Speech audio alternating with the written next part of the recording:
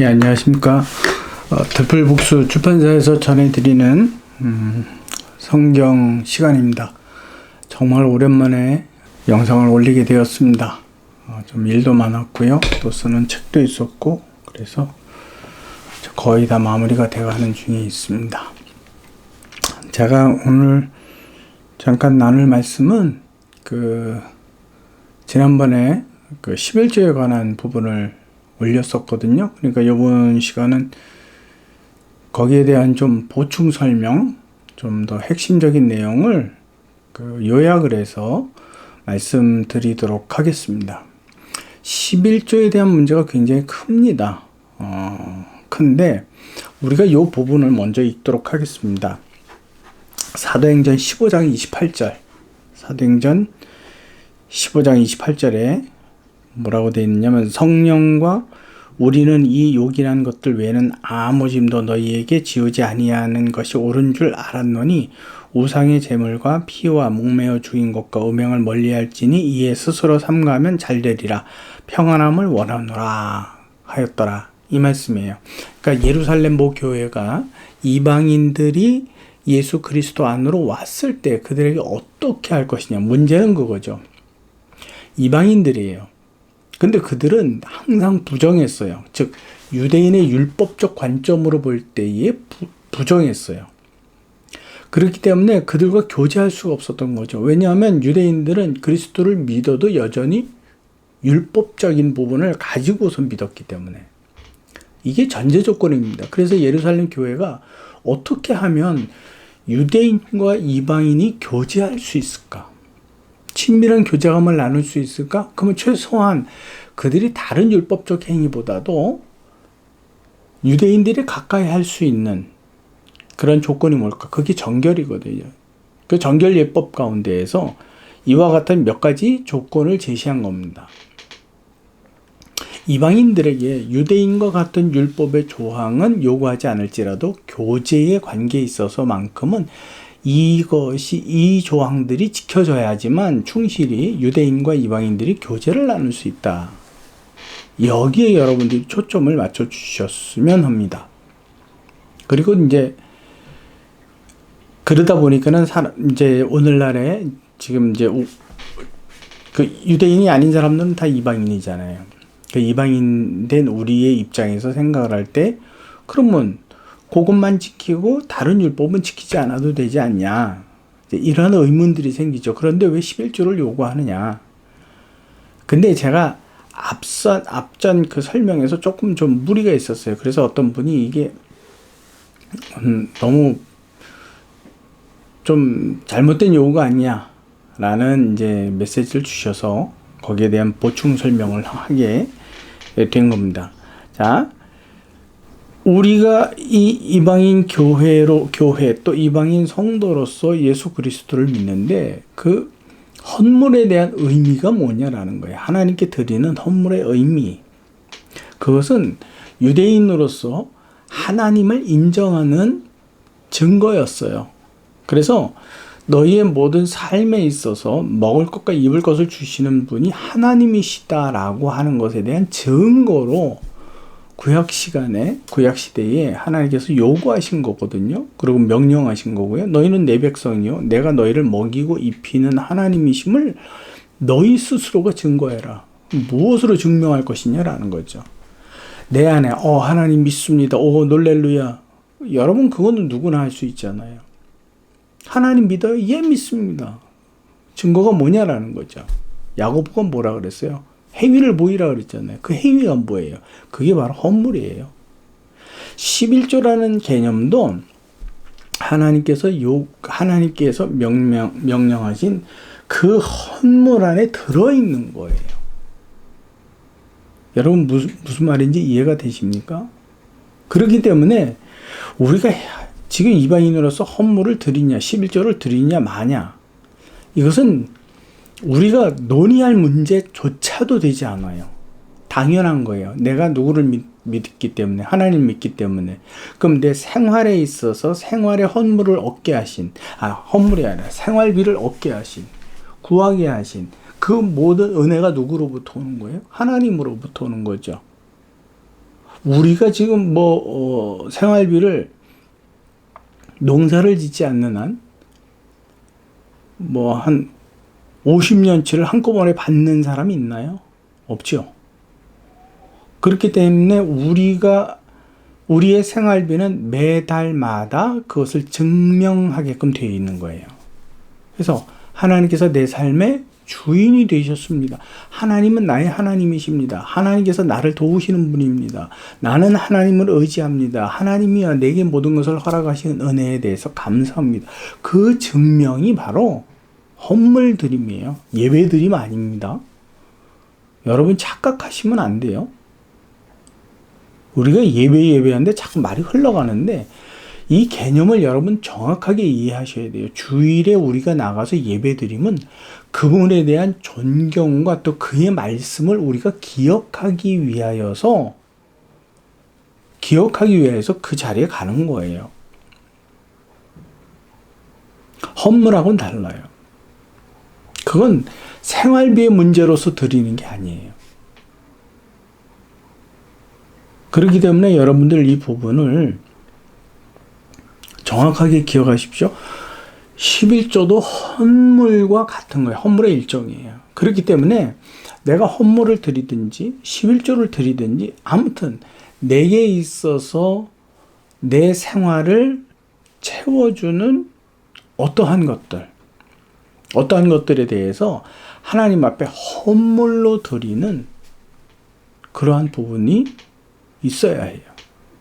그것이 내가 하나님, 내 삶을 돕고 인도하시고 채우시고 나를 보호하시는 하나님이라는 것에 대한 증명이에요. 뭐고 특별히 이제 내 삶에 필요한 부분들이요. 그러니까 그것은 어떤 분들은 이런 얘기를 하게 되면 꼭 그 얘기를 하죠. 목회자인 경우면 그 교회의 어떠한 비용이 충당이 돼야 되기 때문에 이제 소속된 교회에 내라. 또 이런 부분들에 대해서 다른 선교사님들이나 다른 분들도 그냥 그렇게 말을 하실 수 있어요. 그런데 저는 그렇다고 생각하지 않습니다. 헌물이라는 것은 내가 주의 이름으로 어느 곳에 내든지 그 헌물로서 하나님의 것으로서 흘려보낸다라는 증명이 되는 거죠. 누구 앞에서? 하나님 앞에서, 사람 앞에서가 아니에요. 그렇기 때문에 그것은 어느 방향으로든지 어떠한 목적으로든지 내 선에서, 내 것에서 흘려보내야 돼요. 가지고 있으면 안 되는 거예요. 여러분 무슨 말인지 이해가 되십니까? 그렇기 때문에 여러분들이 11조라는 문제에 대해서 구약시대에 이게 왜 요구하셨냐라는 거죠. 우리는 구약을 우리와 별개의 문제로, 이스라엘의 문제로 우리는 그것을 우리 것이 아니라고 생각하면 안 됩니다. 당연히 우리는 구약의 결과로서 그리스도가 탄생하셨고 우리를 위해서 죽으신 또 그 안에서 믿음으로 구원받는 증인들이에요. 그렇기 때문에 우리는 구약 없이 살 수 없어요. 아까 말씀드렸죠. 사도행전의 이 조항을 꼭 좀 이렇게 좀 신앙에 대해서 성경 공부에 대해서 좀 해봤다는 사람들이 꼭 이 조건들을 이야기해요. 그러지 않냐? 근데 우리가 왜 내야 되냐? 여러분 그거는 달라요. 사도행전에서 이야기한 그 얘기는 조건이 뭐라고요? 유대인 그리스도인들과 이방인 그리스도인들이 교제할 수 있는 조건 아래에서 그거를 요구한 것이지 구약의 모든 율법을 다 배제시킨 게 아니에요. 그래서 우리는 율법의 정신을 이어가야 된다라고 저는 계속 강조를 합니다. 무슨 말인지 이해가 되시죠? 정신이 뭐라고요? 하나님께서 왜 요구하셨다고요? 너희는 내게 올 때에 너희의 소출된 곡물에 대하여서 내가 비를 내리고 내가 햇볕을 주고 그 열매를 자라게 하여서 거둔 것에 대한 증거로 내게 오라고 말씀하시며 빈손으로 오지 말라고 말씀하셨어요. 그렇기 때문에 여러분들 이 부분을 잘 생각하셔야 돼요. 우리는 그 정신 안에서 하나님을 인정하는 믿음의 증명, 행위로서 그것을 드리는 것이지 여러분 다른 부분이 아니에요. 복을 받으려고요. 말라기서 보면 그 말씀을 강조해요. 근데 말라기서 전체를 읽어보세요. 이스라엘 백성들이 바벨론으로부터 포로기에서 돌아왔어요. 돌아왔는데 돌아오고 나서 자기 일에 힘쓰느라고 자기 것에 신경을 쓰느라고 하나님 것에 대해서 완전히 잃어버렸어요. 그들이 얻을 수 있는 모든 소출이 하나님으로부터 왔음에도 불구하고 그들은 그렇게 도움을 주시다 하나님께 대한 그 믿음의 증명을 보여주지 않았어요. 누구의 백성인데 하나님의 백성으로 특별히 선택을 했는데 거기에 대하여 말씀하신 거예요. 그러니까 11조를 쌓고 복을 받느냐? 아니에요. 그건 11조라는 개념 자체가 하나님께 드려야 될 헌물이에요. 그 헌물 드림에 있어서 그 하나님을 인정함에 있어서 우리는 11조를 드린다라는 거예요. 자꾸 여러분들 이 조항에 대해서 잘못 생각하시면 안 됩니다. 우리가 하나님 믿습니까? 예, 믿습니다. 정말요? 예, 믿습니다. 오, 할렐루야. 전 믿습니다. 전 몇 시에 나가서 예배 드리고, 주일날 몇 번 예배 드리고, 성경 몇 장 읽고. 물론 그거 맞아요. 그러나 내 삶의 소득에 대하여서 여러분들이 예배를 나간다. 그거는 뭐예요? 건강이 있어야 되죠? 만약에 차량을 이동하려면 여러분 하나님께서 전철을 만드시든지 버스를 만드시든지 자가용을 인도하시든지 교회에서 오는 모든 조건들이 맞아가야지 내가 그걸 이용할 수 있잖아요. 그거를 허락해 주신 분이 누구예요? 그래 예배에 갔는데 교회 건물이 없어요. 어떻게 해요? 그걸 지을 수 있도록 또 그것이 무너지지 않도록 그 예배의 처소가 보존되는 그 상황에 누가 인도하시는 거예요? 하나님. 무너뜨리셔도 하나님. 세우셔도 하나님. 그 모든 조건들이 누구로부터 말미암아서? 하나님으로부터 말미암아서. 거기에 대한 나의 증명이에요. 예배는 우리가 하나님을 기억하기 위해서 서로 기억함을 증명하고 서로 기억함을 믿음의 위로를 주기 위해서 형제 안에서 자매 안에서 그 교제를 갖는 부분이에요. 그러니까 여러분들이 나는 주일날 헌물 드리는데 괜찮아요. 아무튼 여러분들 안에 나를 채우시고 나를 존재하게 하시고 나의 건강으로 내가 자녀를 양육하게 한다. 이 모든 조건 안에서 정말 하나님께 감사드립니다. 나의 입술의 모든 말과 나의 마음의 묵상이 주께 연락되기를 원해요. 주께 연락되기를 원하지만 그 믿음의 증거를 보이라고 말씀하시는 분이 하나님이세요. 야고보를 통해서. 그래서 우리는 그 증명을 보여드리는 거예요. 그 증명을 보여드리는데 꼭 이 말씀 가운데 계속 반복이 되지만 무슨 얘기가 나온다고요? 우리 교회에다 내야 돼요? 아니면 다른 교회에 내야 돼요? 나는 친척이 개척을 했는데 그 교회가 너무 멀어. 그래서 출석할 수는 없어. 근데 내가 집 가운데 출석을 해. 11조는 어디다 내야 돼요? 그건 여러분들이 기도하고 자유롭게 내시면 돼요. 아무튼 그 헌물에 대해서는 내 게 아니기 때문에 어느 곳으로든지 흘려내시라고요. 저는 그렇게 이야기합니다. 제가 있던 곳에서 한인들이 있었어요. 그 한인들이 교회를 다니는데 이제 회사 월급을 어떻게 받느냐면 현지인 돈으로 받고 생활을 해야 되니까 그러니까 본래 봉급의 반을 현지인 돈으로 받고 그 다음에 나머지는 한국 돈으로 한국 통장에 입금이 돼요. 근데 자기는 계약 기간이 끝나면 다시 한국으로 돌아가게 되면 또 그 교회를 다녀야 되거든요. 또 어떻게 하냐면 한국교회로 모이는 돈은 한국교회에 11조를 내고 중국교회에 모이는 돈, 현지 돈으로 받는 월급에 대해서는 현지 교회에다 내요. 무슨 말인지 이해가 되십니까? 나는 한 직장에서 봉급을 받았지만 나눠서 내요. 괜찮아요. 아무튼 그것은 어떻게 된다고요?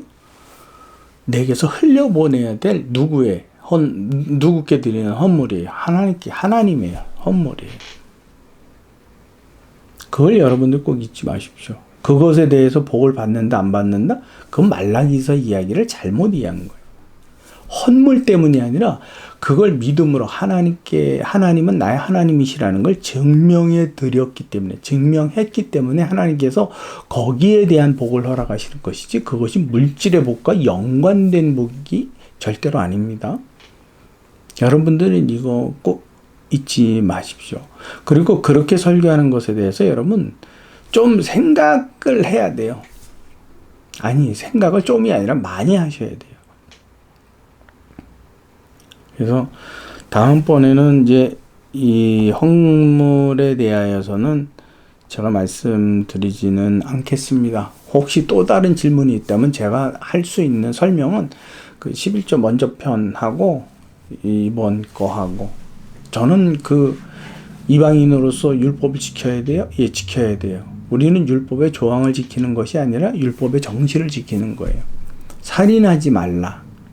그것은 내 이웃을 내 몸과 같이 사랑하라 하신 하나님의 뜻을 지켜가기 위해서 하나님의 의의를 내가 사회, 내 삶의 현장 가운데에서 나타내는 거예요. 나타냄으로 내가 누구를 경외하는 거라고요? 하나님. 경외가 무슨 뜻이라고요?